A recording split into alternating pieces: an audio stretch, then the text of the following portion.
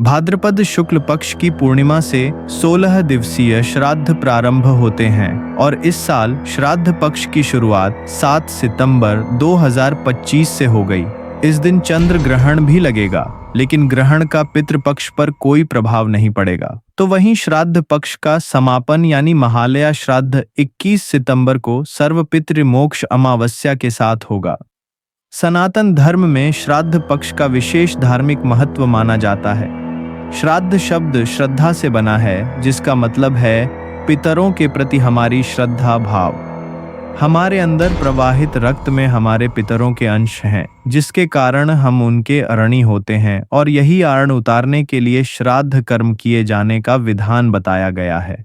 कहते हैं पितृपक्ष में किए गए श्राद्ध, तर्पण, पिंडदान इत्यादि कार्यों से पूर्वजों की आत्मा को तो शांति प्राप्त होती ही है, साथ ही कर्ता को भी पितृ आरण से मुक्ति मिल जाती है। धार्मिक मान्यताओं के अनुसार श्राद्ध या तर्पण दोपहर 12 बजे के बाद करने से अनुरूप फल प्राप्त होते हैं। इसके अलावा दिन में कुतुब और रोहिणी मुहूर्त श्राद्ध कर्म के लिए सबसे शुभ माने जाते हैं। श्राद्ध करने के लिए किसी योग्य ब्राह्मण को घर पर बुलाकर मंत्रों का उच्चारण करें और पूजा के बाद जल से तर्पण करें। इसके बाद गाय, कुत्ते और कौवे के लिए भोजन निकालें। इन जीवों को भोजन देते समय अपने पितरों का स्मरण जरूर करें। अब आपको बताते हैं घर पर श्राद्ध करने की सरल विधि।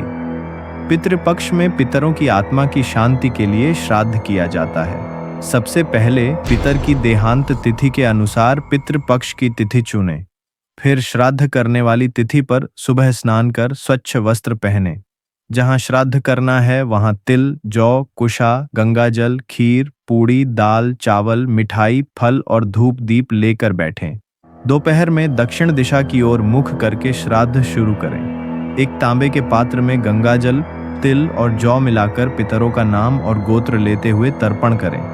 एक थाली में भोजन परोसकर पितरों को भोग लगाएं और गाय, कौए और कुत्ते को भोजन खिलाएं।